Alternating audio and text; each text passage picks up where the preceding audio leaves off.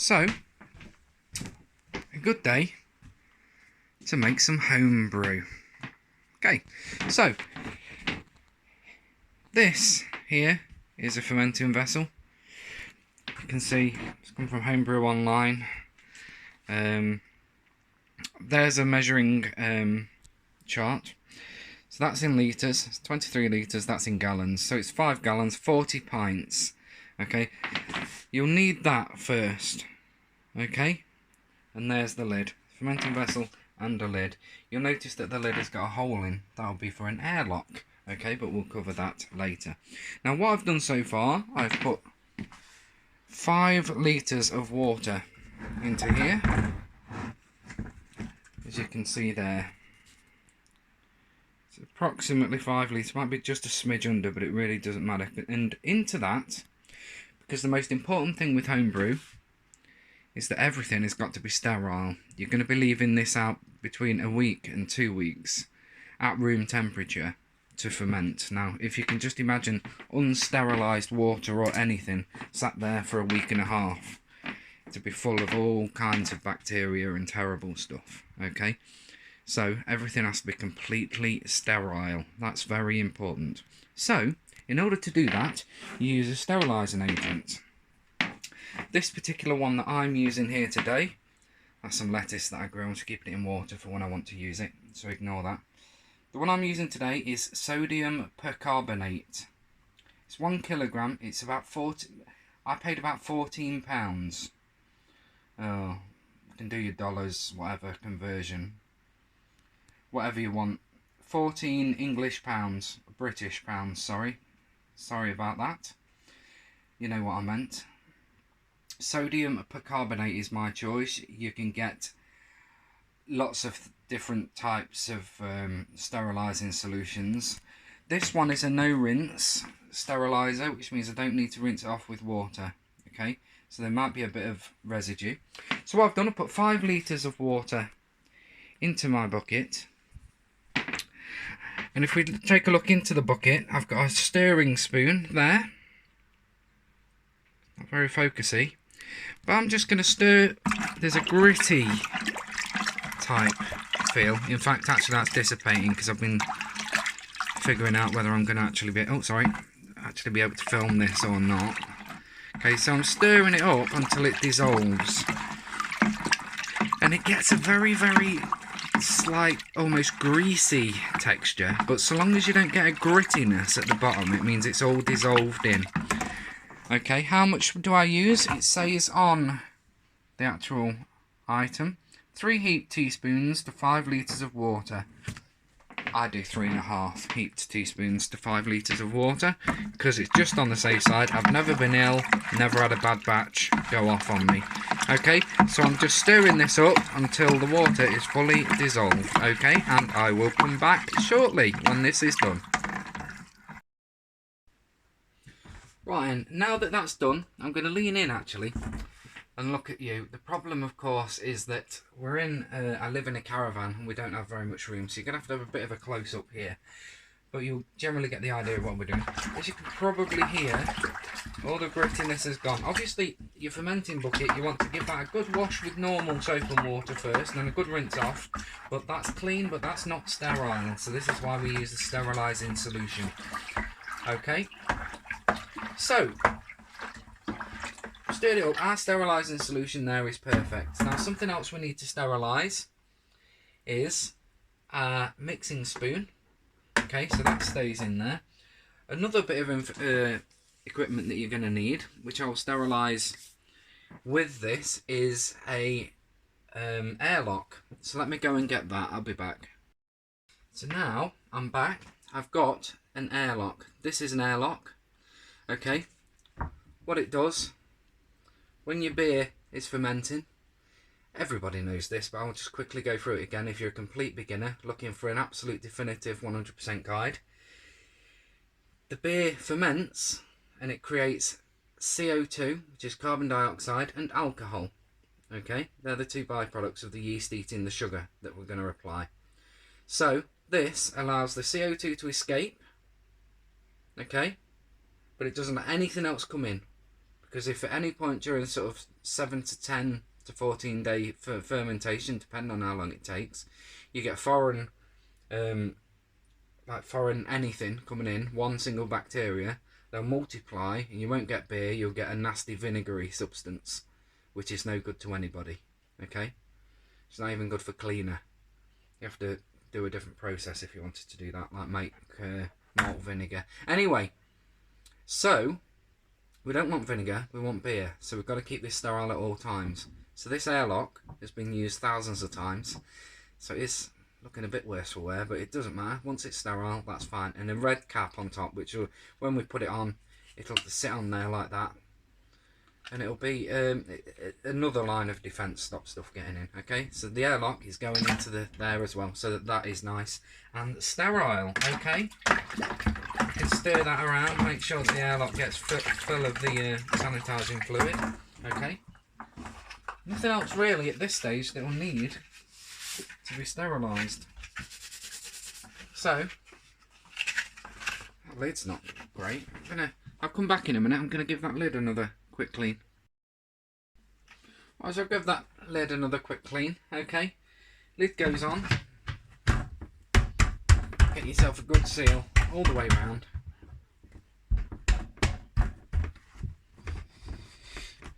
Cover the hole where the airlock's gonna sit and swish it round. All surfaces want to be touched. Okay. Steriliser kills any sort of microbes or bacteria on contact. Okay. But I am very thorough when it comes to cleaning and sterilising.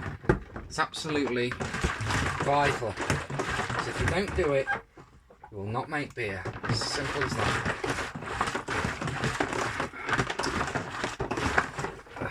And it's sterile, absolutely sterile. All surfaces, everything that's at any point going to be touching your beer needs to be sterile.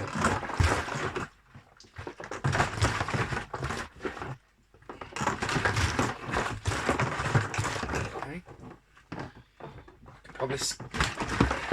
I'll bring you back when I've swished that round. I usually do that for a good 5 minutes, okay? I'll come back.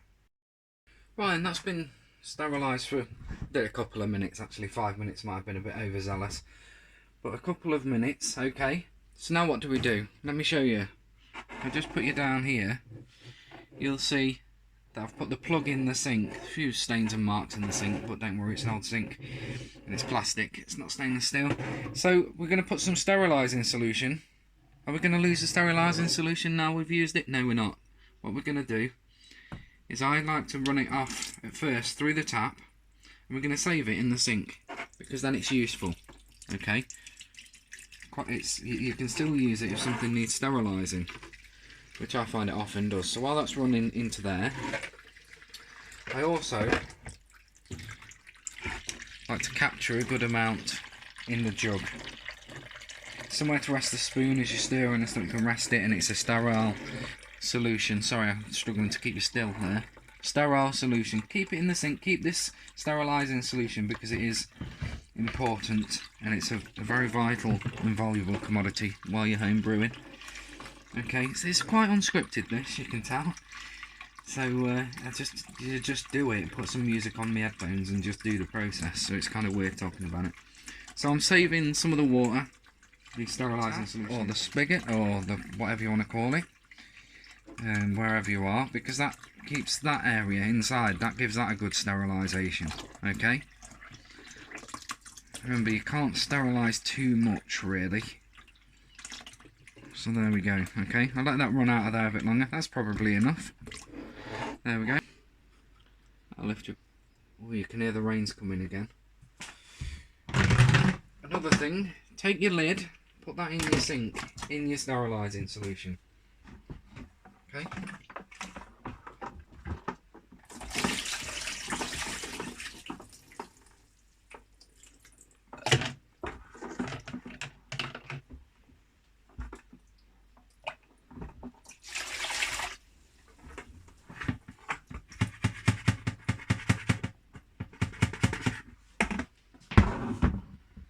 we go.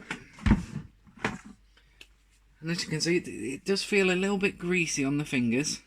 Okay, but that's all good stuff, and it just slight foaminess. That's the sodium percarbonate for you, but it's all good.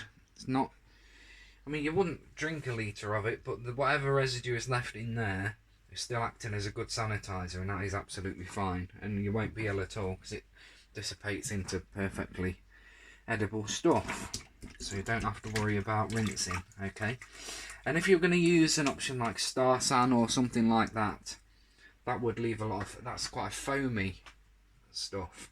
Okay, so but you still don't need to fear the foam. That's what they say, don't fear the foam. Right then, so at this point I'm going to boil the kettle, because you're going to need some boiling water. So now we've got our sterilised bucket that we're going to put our beer together in and ferment it. Just touch my glasses, so I'll re-sterilise the old hands there.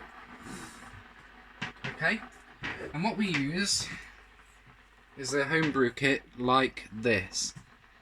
Now, I'm going to turn you this way so you can see it better. This particular one that I've chosen to do, Legacy Brewery Lager, 23 litre, okay, there's all the information. This has come from Poland, I believe, actually. I've not actually tried this particular brew before. It makes a lager, okay, and you get like a gloopy substance, okay. It's the first one I've ever had that comes with its own twist off, like just a pull cap. Usually you have to use like a thingy, a can opener. Okay, so what I'm going to do at this point is take off paper from around it. We don't need that. And I'm going to, let me just put you down so you can see. I'm going to put it in the sink and sterilise it in the sink there, because we've still got that sterilising solution. Be careful not to put scratches into your lid of your, to the lid of your fermenter. You don't want scratches in your plastic ideally. So sterilising all the outside of that. Okay. This particular tin had a dent in it. I don't think that'll matter. There we go. That is now sterile. Okay. Shake off the worst of that that's on the hands. So let's lift you up to there. No, let's make it there. Okay. And I'll open it.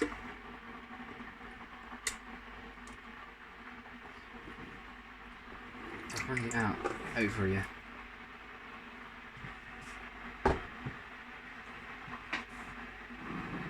Can't see it. I'll show you in a minute. I'm opening a can, it's not rocket science. Oh, it smells nice. So, inside it, you get like that. It's like a really thick treacle type stuff. Okay?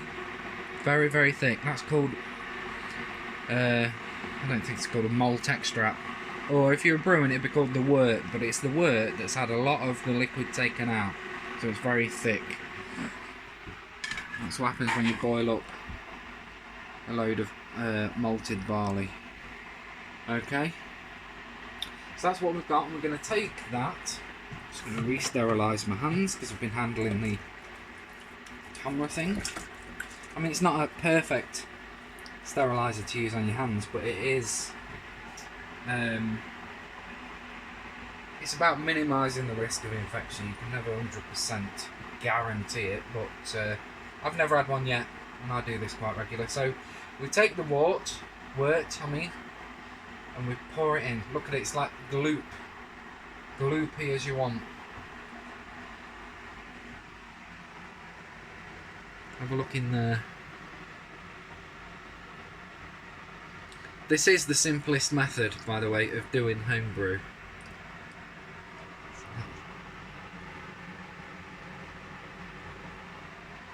Now you can hear the kettle boiling in the background.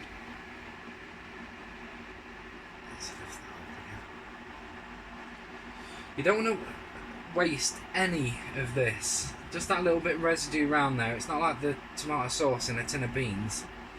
It's strong stuff, and remember, you're making 40 pints of it from a can this size.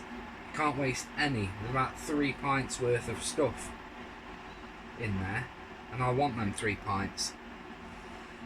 So you rinse it out, and this is another good reason for having your stirring spoon sterile as well, because then I'm going to be touching that after I put all this gloop in, and I'm going to get every last drop of this malt extract or wort out of here. No, it's not malt extract actually. Ignore that, it's wort anyway. It's the gloop. It's the stuff that beer's made of, but thicker. So now that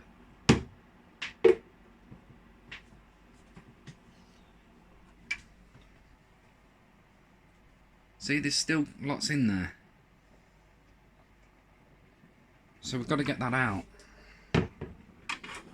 So, kettle's just coming to the end of its boil now. And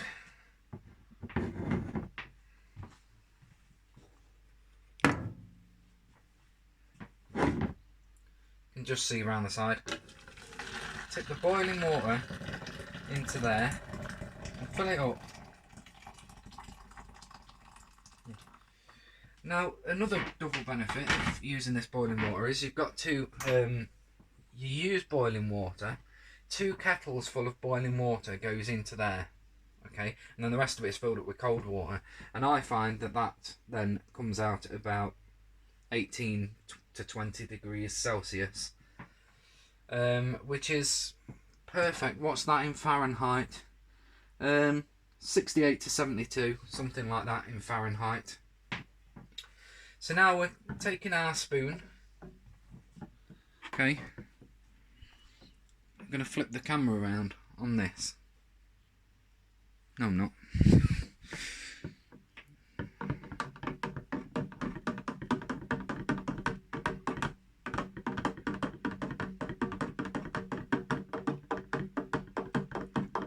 Stirring it in.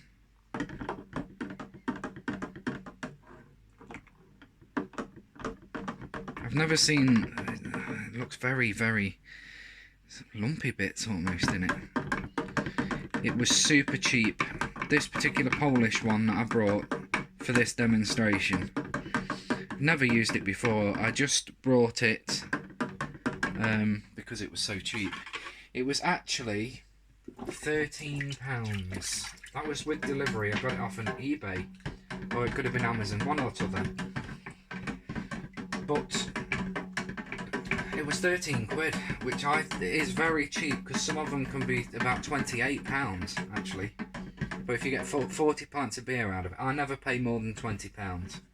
50 pence per pint's worth of the wort for me is my top limit. Okay, and this one was 13, but some people pay up to £28 for them. But then I suppose you might know the difference. But this is your most basic way of making beer at home. Next job. Get yourself a tea towel. Now remember, this is not sterile. You can't sterilise a tea towel. But you're going to need a tea towel because this tin is hot. And if you forget how hot it is, because it's metal with boiling water in, it burns your hands. And you don't want to be up there and then you shriek, drop it, goes all over the kitchen, everything's sticky, you've got 3rd-degree burns. No, no, no, no. So get your tea towel on it, and when you tip it in, try and go over, I can't actually show you this because I'm filming alone, run the water over the lid. That's why I've left it half on there. You get that stuff out as well. There we are. We'll put the tea towel back. Let me show you. It's still quite, it's not as hot. It's alright. Clean. Clean as it can be. And that is what you want, dear viewer. That is what you want. Clean it right out. Now that's the tin done its job, so put that to one side for recycling. It's depending on your local vicinity and what your local recycling situation is. I'm re-sanitising to a degree my hands, as good as you could possibly get it. Anyway, this is why you keep the sanitising solution. Right, so the rest of the kettle, I'll just sanitise my hands, but the rest of the kettle of water going in with it, okay? 1.7 litres, okay? Refill the kettle, because you're going to boil another one and put another kettle full of boiling water in, okay? Nothing better to be doing on a rainy day when you're not at work in June, British summertime, than to be making homebrew. You might as well, because you're not going in the garden on a day like this. It's filthy out there. Anyway, so re-sanitise that, so we're touching non-sanitised surfaces. Okay, you've got your gloop in there, you've got 1 kettle of boiling water. In the meantime, just drying my hands.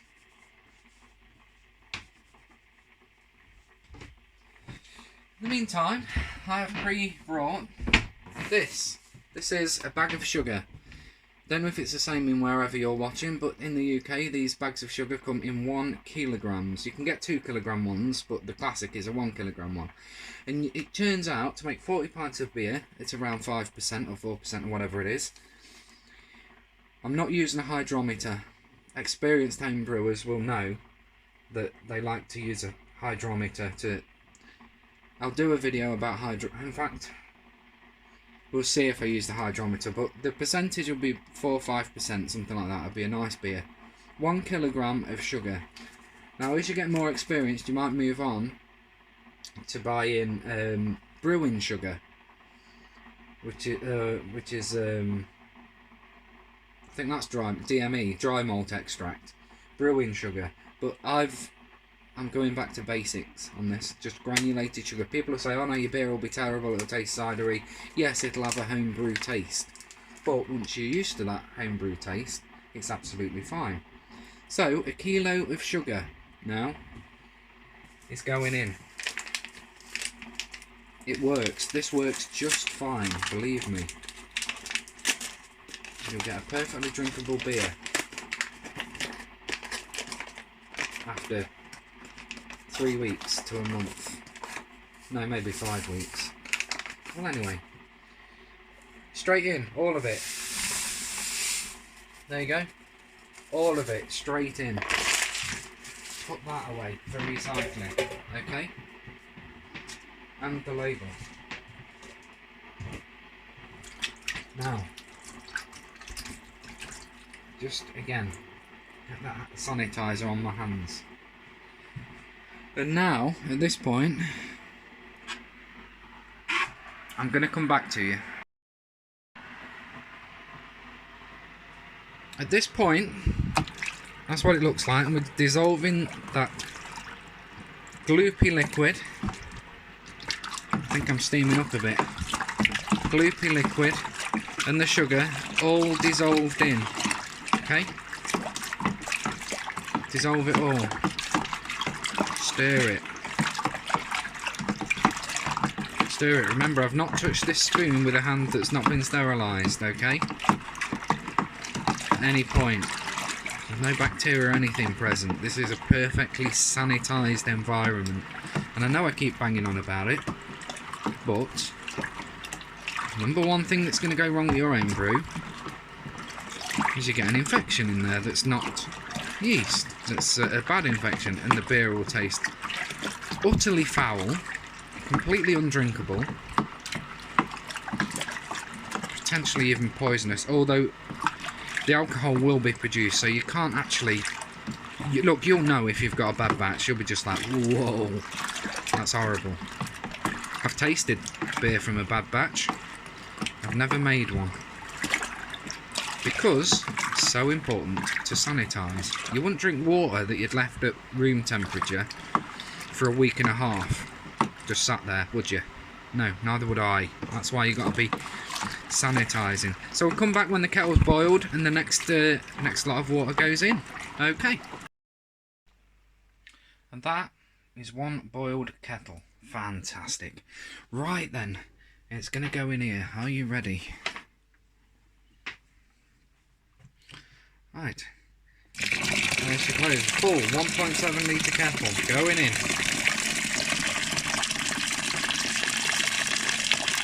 Steamy. There you go. Freshly boiled water. Don't worry about melting your plastic. These now that's sterilising solution on the hands again. I am completely anal about sterilisation. And stir that in. It looks like gravy now. It smells a bit better though. And stir in. Stir it in, right then. Once that's fully stirred in, which it more or less is already, we'll come back and I'll show you how I top it up. Okay, see you shortly. Right, so this is the state of play at the minute. That's the gloop. I've got it on a chair below me. Carefully got this spigot because it actually sits lower than the bottom of the bucket, hanging off the edge of that seat. So you noticed I kept some sterilising solution inside that jug. Well, I need that jug now. I know that jug's clean. Oops. So I'm also sterilising the jug, all in the solution now. Okay. All over it. And that's clean. So we need to top this bucket up now with cold water, straight from the tap. I don't usually drink unfiltered tap water, just because of the taste. We've got the best water in the world here in England, and Scotland, and Wales. We really have, but it's the taste that I don't like. The filter improves the taste. But this is unfiltered water going straight in. There's a jug of water, best part of 2 litres, straight in. This point, aerating the water slightly, so dropping it in from a bit of a height, adds oxygen into your brew, which is very good because the yeast likes oxygen at this point. At every point beyond it, you don't want to add anything into the brew, including air and oxygen. There you are. So we're just filling it up. This is definitively how it's done. Showing you every single part of the process.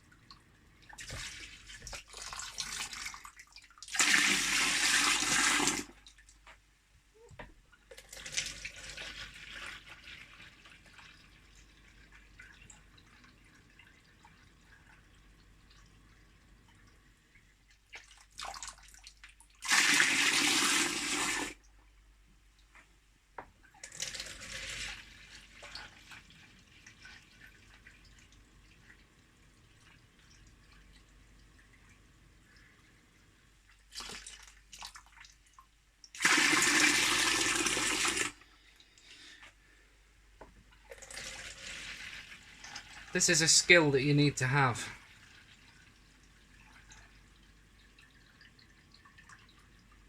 This is a Fatman skill.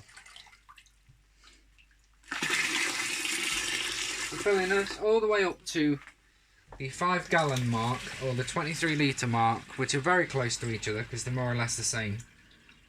Not much in it, let me tell you that for free. I told you all this for free. Anyway. Flaming up. I don't know how good this brew is going to turn out, purely because I've never tried this particular. Oh, it's not making much foam, look. Usually foams up quite well, actually. But I've never used this brew kit before, and it was a very cheap one for the benefits of this video.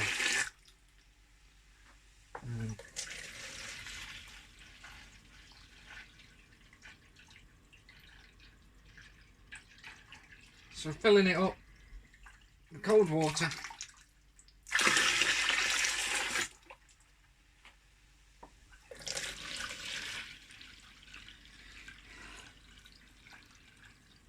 Sorry about the lighting. Can't even use natural daylight lighting in this.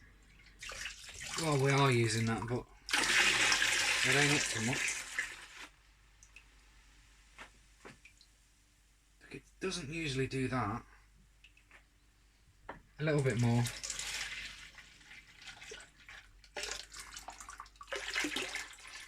And that is right on our line.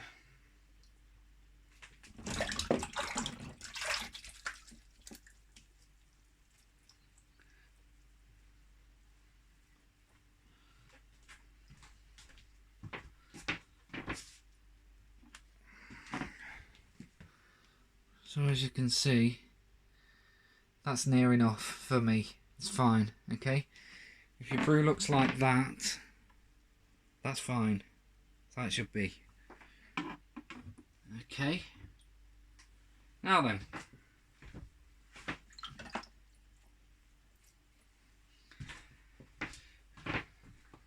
What I'm doing now, I'm getting my yeast sachet. I'm cutting the top off. So you get a yeast sachet. Looks something like that with the kit. You'll find that usually inside the plastic bit at the top, along with your instructions. And inside is yeast. It looks and smells very similar to bread yeast, but it isn't. It's a different type of yeast, okay? And at this point, the brew's ready. Now I can do a temperature check on it. It's showing me it's actually quite warm, 26. I'm not bothered. It's going in anyway. Not worried at all about it being quite warm. Ideally you'd want it slightly colder than that. 26 degrees Celsius. But I've always done it this way and I've never had a problem before. So let's pitch the yeast. All you do with the yeast, there's two schools of thought here. Everybody puts the yeast over the top, like that. Spreads it over the top. That's all of it, I think. Okay. Some people just leave it like that now. I like to give it a stir. I'm a stirrer myself. Stir it all up now. Sterilised spoon, sterilised hand. Because obviously you're very aware that you're going to be touching your beer. That's stirred in now.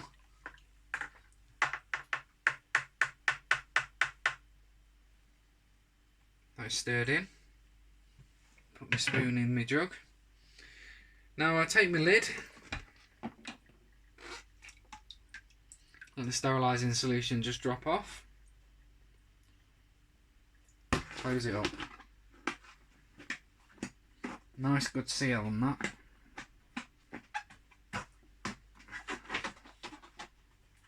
That's closed.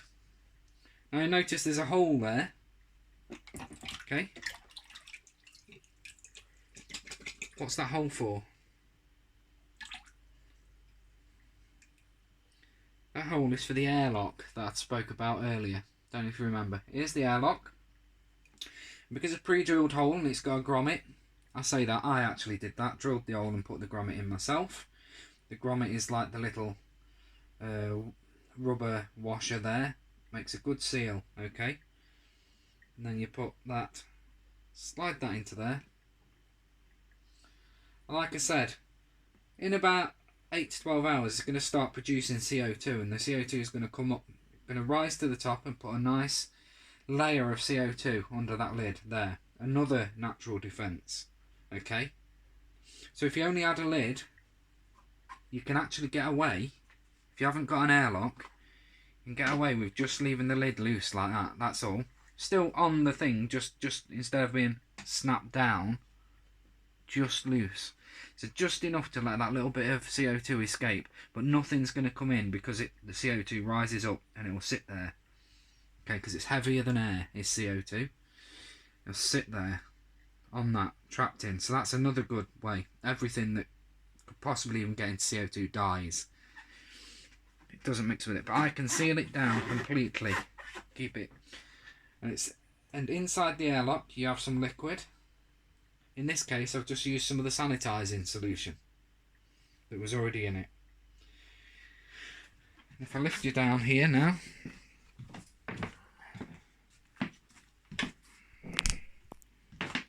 right, there it is, You see the level of it. CO2 comes up here, up that tube, through the liquid there, and out. You'll see it every now and then. The liquid goes down there and it goes bloop, and then it goes level again, and then it works its way down and goes bloop, and goes level again. Okay, and it releases that, but nothing can get back in there. Okay, nothing can get into the top there. Okay, and let's make that even better by applying. Let's put you back there. You were better off there. Oof.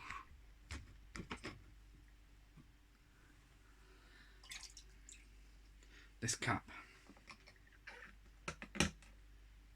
on, it's not a solid sealed fit, it's got gaps around it, okay, but again, nothing's going to drop in now, it's going to go down away. And that is stage one of how you put Homebrew together. And you're going to leave this. Again, as you get more advanced, people buy beer fridges. That's not fridges for cans of beer. This is for fermenting your beer in. Because this is a lager, your ideal ferment is probably 2 to 2.5 weeks down at like low temperatures, like 17, 18, 16 degrees Celsius. Or less. You can look it up. There's forums, there's YouTube videos and everything like that. But for my purposes, most basic form of homebrew, okay, you just sit this in the corner of a room. And that's it. I'm not even too bothered. Okay? Because you get a drinkable beer. If you just want to have a drink of an evening, cheap, then that's fine. Okay? A couple of points about cost. You might be worried about the sodium percarbonate that we sterilised this with. Being so expensive at £14 for a kilo. You got that big tub of sodium percarbonate, okay? I might as well talk to you direct here, hadn't I? You got this big tub of sodium percarbonate here. That's a sterilising solution. Is that just bleaching out now? Oh, well anyway. A kilo, 14 quid. Try and remember that you're going to get a lot of uses out of that. A lot of uses. It's 3.5 heap teaspoons, or 3 if you actually follow the instructions. I just do that little bit more. You know, you're going to get a lot of uses out of that, so don't worry about that cost. Overall, I've probably used about 20 pence worth, or 40 pence worth, say. 13 quid. The equipment itself is expensive, but once you've got it, it'll last you a lifetime if you look after it. Same with anything. Yeah, it's... How much has this probably cost me in actual raw materials? I say 14 quid, maximum 14 quid. Okay? So, that's it, 14 quid. And at the end of this, I'm going to have 40 pints of lager. Going to the next video. Okay? Because it's not up now, when I'm putting this one up first, obviously. But another video will come up, which is bottling the homebrew. This is how to bottle. So, yeah. That's coming next. Thank you for watching this. Been a long one, I know, but this was the definitive. One more point. So there you see the homebrew is just sat in the corner of our living room. Okay, just relaxing, chilling out, maxing, relaxing, doing its thing. And one important thing is you don't want light on your homebrew. Okay, you really don't. So if you've got an old duvet that you don't use, or in my case like this, an old coat,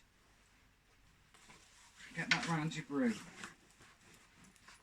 If you get light on your brew, it causes something called skunking, and it can actually make the brew taste a little bit off, gives it some funny flavours and that. You don't really want that. I mean, hopefully with this being a cheap one, I'm not going to get off flavours anyway, but it's like putting you, if you've got small kids, you probably do this, getting your kids in the coat for school or something. But zipper in, cover it up, and now that should be nice and dark. Now you can have a little man, a shady looking man, in the corner of your room for the next week to a week and a half. what do we do at this stage? You take, you basically watch this. You watch the fermenting thing. And if it stops bubbling, okay, you know your brew's finished fermenting, okay? I'm not going to cover hydrometers at this point, okay? But just watch your fermentation. You can actually lift the lid if you're very, very careful and slow to keep that layer of CO2 on top. You can lift your lid and you'll see it inside. It almost looks like it's fizzing slightly when it's fermenting. It's not like mad, but you can just see bubbles coming up as it's fermenting. Okay, you know it's still going. That's if you're not using an airlock. I didn't even use an airlock at all for the first 10 times that I made a brew. I just literally put the lid on with a tiny bit up on the corner, and I would look after a week, and if there were still bubbles coming up like it was fizzing, then it was still going. If that stopped and it was just sat there doing nothing, I knew that the fermentation was over. But when you take that lid off, don't just go yank, because you'll pull all the CO2 out and then lots of microbes from the air will get in.